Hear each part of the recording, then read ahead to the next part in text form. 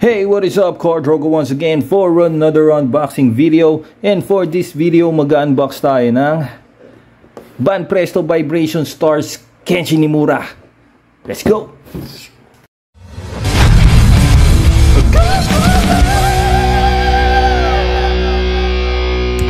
Pero bago natin tuluyang buksan, shoutout muna natin yung tropa natin na si Elijah, my friend. Shoutout sa iyo, my friend. O, ano pang hinihintay natin? Simulan na natin to. Let's go! Let's go!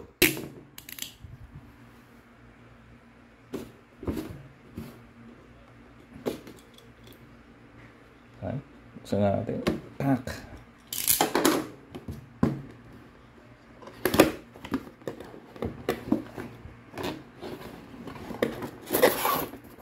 Soothing sound.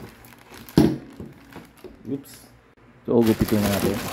Habang nakikinig tayo doon sa kaluskos ng plastic, no?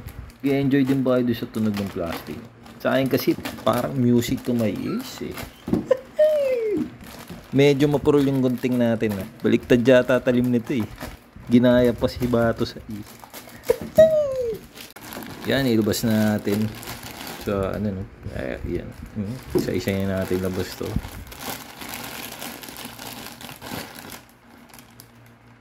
You know, Bato sa'yo. Shoutout sa mga katulad nating millennials dyan, no? AKA Batang 90s. Napanood nyo rin ba to sa Studio 23? ABS-CBN. O sa AXN, mga tol. So, ito na nga yung ating figure na assemble na natin, no? Nabuo na natin. So, tingnan natin yung details niya. Unahin natin sa may paa, maiba lang. So, yan yung sa paa niya. Meron siyang peg, no? Ito yung unang-una kong napansin. Meron siyang peg. So, hindi siya makakatayo ng mag-isa. Kailangan niya talaga tong stand niya. Ito nga pala yung stand. Sorry, nabagsak ko. Yan. Tapos, ito yung details nung sa paa niya. Focus, brother. Yan. Focus natin. Yan. So, yan. Naka-chinela siya. May medyas. Diba? So, maganda yung pagkaka-mold sa chinelas, no? May texture siya. Okay, goods. Tapos, yan, yung kabila. Medyo slightly nakatangkayad. So, goods yun, no? Tapos, ito naman yung kanyang pantalon. Ang ganda rin ng, ano, mold. Diba? Ang ganda ng mold niya. Saka yung mga details yan sa paint. Ito, painted yan. Painted siya over white mold, no. Yan. Tapos meron siyang black na dito sa lining. May black na lining. Yan, ganun din sa kabila. Tapos ito naman yung kanyang espada. Okay, then goods din yung details, no. So bali na nakatanggal to, nilagay lang natin yan. Kasi ito yung buhok niya, natatanggal din yan. Isa sa mga inassemble natin yan. Yung buhok, medyo maluwag siya, natatanggal.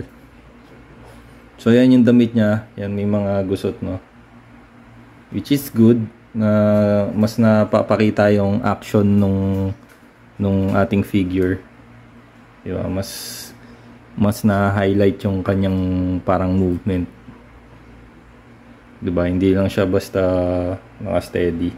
Kasi ito naman yun sa kanyang buhok. Yung buhok lang medyo parang hindi ako masyado doon sa kulay ng buhok niya. Parang parang lipstick yung tsura. Pero yun, tapos yan, yung buhok niya nga medyo parang flat dito. Ayan, focus ko. Ayan. So ito yung mukha niya. Kita ba? Okay naman, no? Ayun yung kanyang scar. Famous scar.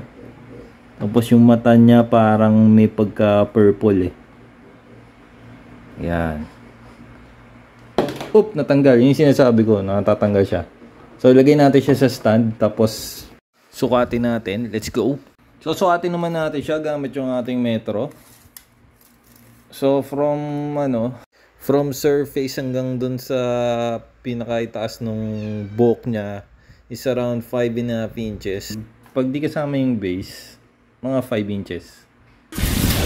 At dito na nga nagtatapos ang ating unboxing video. Maraming salamat sa panonood. Sana nag-enjoy kayo. And if you have comments or suggestions, just leave it on the comment section below.